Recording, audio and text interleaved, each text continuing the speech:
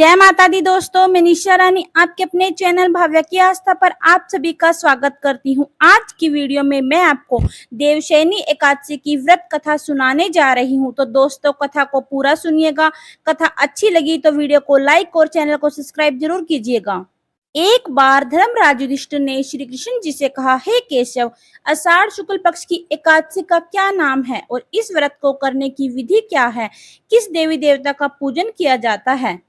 देवशयनी एकादशी को शयन एकादशी के नाम से भी जाना जाता है। भविष्य पुराण में वर्णन आता है कि भगवान श्री कृष्ण जी ने युधिष्ठिर की जिज्ञासा को शांत करने के लिए शयन एकादशी का महात्म्य की कथा अपने श्रीमुख से इस प्रकार सुनाई है कि चारों युगों में जब प्रथम युग सतयुग की, जब चारों पैरों पर धर्म डटकर खड़ा हुआ था और मनुष्य धर्म, सत्य, दया, करुणा और आस्था से भरा हुआ था। सतयुग में मानधाता नाम के राजा सत्य और निष्ठा के साथ राज्य किया करते थे। उनके राज्य में किसी भी प्रकार की कोई भी कमी नहीं थी, क्योंकि प्रजा का हर एक व्यक्ति भी राजा के समान सच्चा था। लेकिन एक बार राजा मानधाता के राज्य में एक विपत्ति आन पड़ी, और वो ये थी कि राज्य में सूखा पड़ गया। काफी समय से वर्षा के बिना अन्न उग नहीं रहा था तथा जल की भी विपत्ति आ गई। उपजाऊ भूमि बंजर पड़ने लगी थी।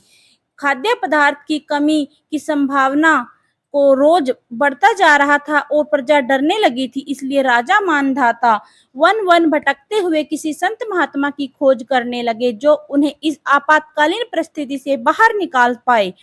इस खोज के समय उन्हें ऋषि मुनि अंगिरा के दर्शन हुए, जिसको राजा मानधाता ने अपनी विपत्ति के बारे में विस्तार पूर्वक बताया। ऋषि अंगिरा ने राजा की चिंता को शांत करते हुए बताया कि हे राजन, आप और आपकी प्रजा निष्पाप है, लेकिन एक व्यक्ति आपके राज्य में ऐसा भी है जिसने शास्त्रों के विरुद्ध कई कार्यों का आयोजन किया है, और उसके पाप कर्म के कारण ही आपके राज्य को ये दिन देखना पड़ रहा है।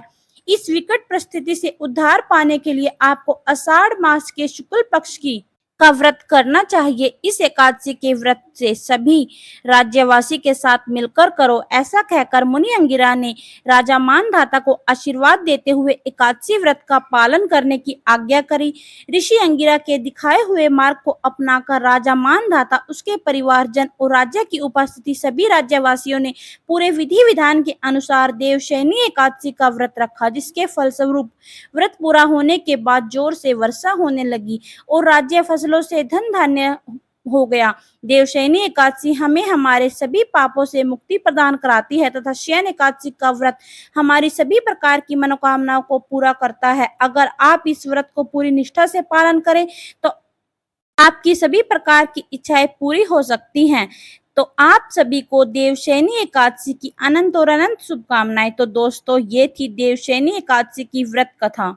फिर मिलेंगे एक नई वीडियो के साथ। तब तक के लिए नमस्कार। जय माता दी।